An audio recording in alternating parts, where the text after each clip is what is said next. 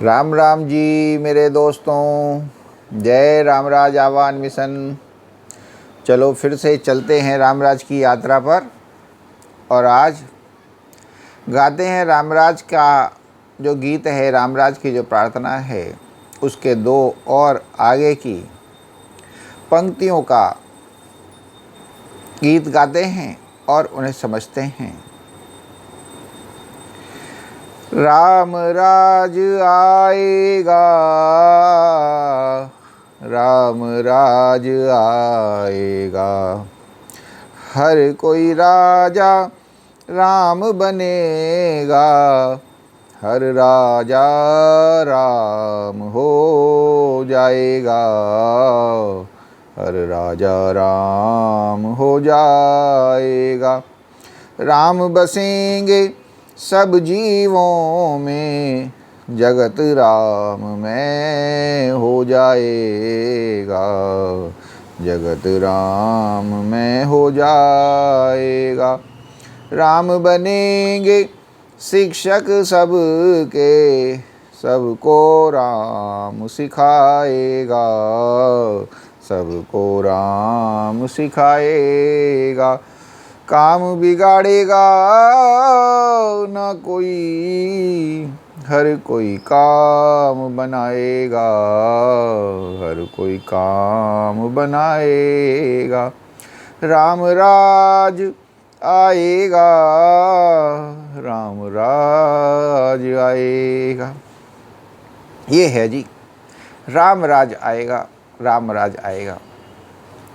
जब राम राज आएगा तो क्या होगा इस दुनिया में। अब जब राम राज आएगा तो हर कोई राजा राम बनेगा। हर कोई राजा मतलब, क्योंकि हर कोई राजा है, कहीं ना कहीं का राजा है। परिवार का मुखिया अपने परिवार का राजा है, व्यापारी अपने व्यापार का राजा है, जिलाधिकारी अपने जिले का राजा है, मुख्यमंत्री अपने राज्य का राजा है, प्रधानमंत्री अपने देश का राजा है, शिक्षक अपनी क्लास का राजा है, प्रिंसिपल अपनी स्कूल का राजा है। इस प्रकार हर कोई कहीं ना कहीं का राजा है। और रामराज तभी बन पाता है जब राजा राम हो जाता है। जब तक राजा राम नहीं हो पाता तब तक रामराज का बन पाना बड़ा कठिन है।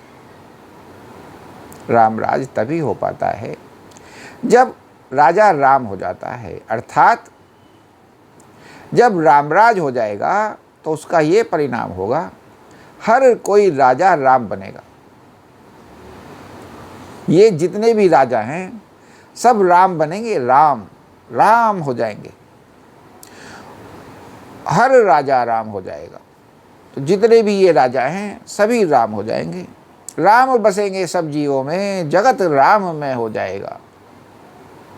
और ये जो राम भाव है, ये जो राम का गुण है, ये जो राम की दृष्टि है, सभी जीवों में बस जाएगी।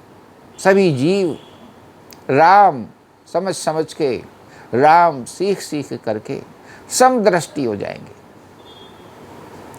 जगत राम में हो जाएगा, जिसका ये परिणाम हो जाएगा। क्योंकि ये जो जगत है ही क्या, सारे जीवों से भरा हुआ जगत।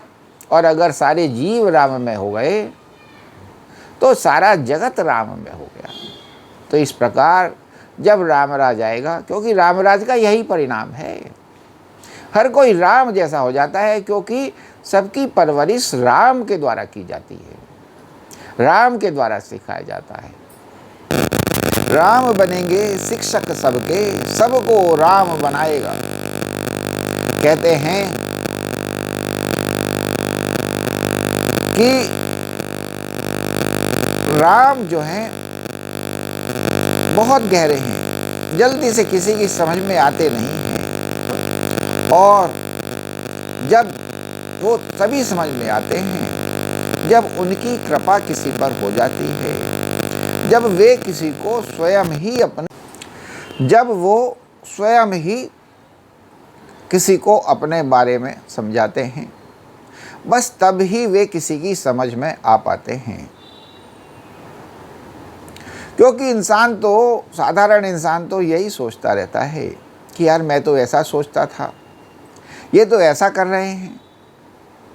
तो क्योंकि जो राम का व्यक्तित्व है, राम का जो चरित्र है, राम के जो गुण हैं इतने गहरे हैं जो हर परिस्थिति के अनुसार बदल भी जाते हैं। क्योंकि वो चारों तरफ से काम करते हैं, इस वजह से किसी को समझ में नहीं आ पाते हैं। इंसान उनके बारे में कोई राय बनाता है, कल फिर वो राय बदल जाती है। क्यों? क्योंकि परिस्थितियां बदल गई होती हैं। मगर एक साधारण इंसान को समझ में नहीं आता है कि ये जो बदले क्यों बदले। तो जब राम स्वयं इस बारे में तुमको समझाते हैं तभी समझ में आता है कि अच्छा ऐसा हुआ तो क्यों हुआ, ऐसा किया गया तो क्यों किया गया।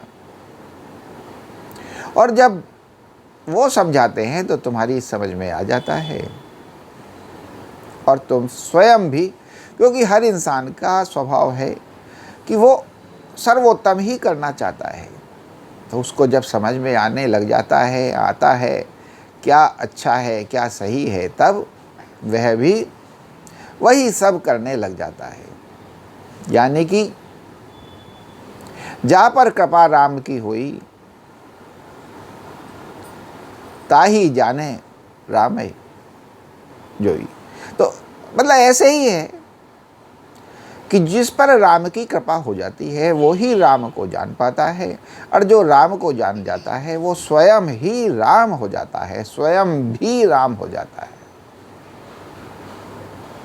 तो इस प्रकार धीरे धीरे ये जो राम का जगत है, राम का चक्रव्यूह है, राम का चक्कर है, ये चारों तरफ छा जाएगा, व्याप्त हो जाएगा जब रामराज आ जाएगा।